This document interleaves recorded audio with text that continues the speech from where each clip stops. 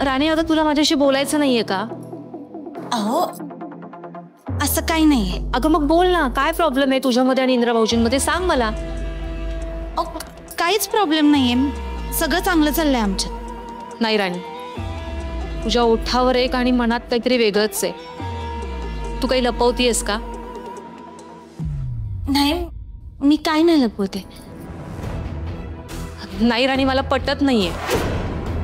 अगं सगळ्या स्त्रियांना असं वाटत असतं की आपला नवरा आपल्याशी चांगलं वागेल, आपलं ऐकेल, ह्या आशेवर त्या जगत असतात.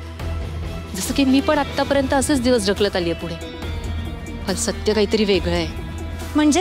म्हणजे अगं तुमच्या दोघांमध्ये जसं काहीच बरं नाहीये ना, तसंच माझ्यामध्ये आणि विक्रांतमध्ये पण बरं नाहीये. इंदिरा भाऊजी जसे तुला रूममध्ये त्रास देत असतील, तसाच त्रास मला विक्रांत देतो. अगं ह्या घरातले सगळे पुरुष एकसारखेच आहेत. का? काय करतात विक्रांत दादा तुमच्या बरोबर? त्रास देतात का तुम्हाला? काय सांगू राणी तुला मी, आणि आपल्याच नवऱ्याची काय बदनामी करायची ग. फक्त विक्रांत मला खूप त्रास देतो एवढंच सांगू शकते मी तुला.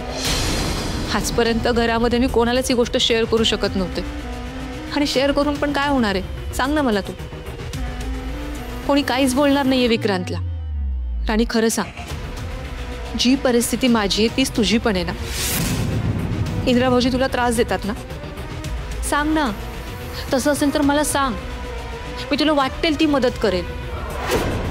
असं मनामध्ये कुडत राहू नकोस, बोल ना राणी. राणी अगं असं मनात साठवून ठेवलं ना की मग त्याचा एक ना एक दिवस भडका होतो आणि मग नाती तुटतात. माझं ऐक, बोल माझ्याशी. माझी जी गत आहे तशीच तुझी परिस्थिती आहे ना. इंदिरा भाऊजी सगळ्यांच्या पाठी तुला टॉर्चर करतात ना, तुला ओरडतात ना, त्रास देतात ना. बोल ना राणी, अशी गप्प बसू नकोस. अगं मी तुला तुझ्या मोठ्या बहिणीसारखी आहे, बोल, तुझे प्रॉब्लेम्स मला सांग.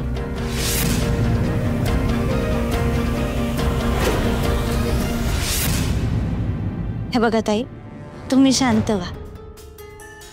अहो असं काहीच नाही. इंद्रजित सर लई चांगले, ते असं काय पण करत नाही ज्याने मला त्रास होईल.